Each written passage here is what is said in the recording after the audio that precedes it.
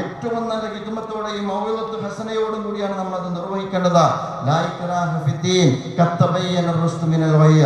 സത്യവും അസത്യവും തമ്മിൽ വളരെ വ്യക്തമായതുകൊണ്ട് ഒരിക്കലും നിങ്ങൾ ഇസ്ലാമിൽ ബലാത്കാരം ഒരാളോട് നിങ്ങൾ ഈ ആശയത്തെക്കുറിച്ച് സമ്മർദ്ദം ചെലുത്താൻ പാടില്ല. ഒരൊറ്റ വചനം കൂടി പറയാൻ ഞാൻ ആഗ്രഹിക്കുകയാണ്. വലാ തസുബ്ബുല്ലദീന യദഊന മിൻ ദൂനില്ലാഹി ഫയസുബ്ബുല്ലാഹ അദ്വൻ ബിഗൈരി ഇൽം. നിങ്ങൾ മറ്റൊരു ജനവിഭാഗം വിശ്വസിക്കുന്ന ആരാധനാമൂർത്തികളെ നിങ്ങൾ അധിക്ഷേപിക്കാൻ പാടില്ല. ഞാൻ മതത്തെക്കുറിച്ച് പറഞ്ഞോ, ഞാൻ വൈവിധ്യത്തെക്കുറിച്ച് പറഞ്ഞോ, ഞാൻ മനുഷ്യനെ കുറിച്ച് പറഞ്ഞോ. മനുഷ്യനെ കുറിച്ച് ഏറ്റവും ഉജ്ജ്വലമായ കാഴ്ചപ്പാട് ഇസ്ലാം വെച്ച് പുലർത്തുന്നു.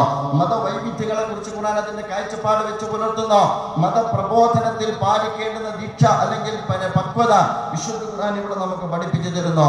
ഒരൊറ്റ ഉദാഹരണം കൂടി പറഞ്ഞിട്ട് ഞാൻ നിർത്താം. പ്രിയമുള്ളവരെ, മഹാനായ പ്രവാചകൻ റസൂലുള്ളാഹി സ്വല്ലല്ലാഹു അലൈഹി വസല്ലം രൂപീകരിച്ച സമൂഹം, മദീനയിൽ രൂപീകരിച്ച സമൂഹം ജൂതന്മാർ ഉൾക്കൊള്ളുന്ന സമൂഹമാണ്, ക്രിസ്ത്യാനികൾ ഉൾക്കൊള്ളുന്ന സമൂഹമാണ്.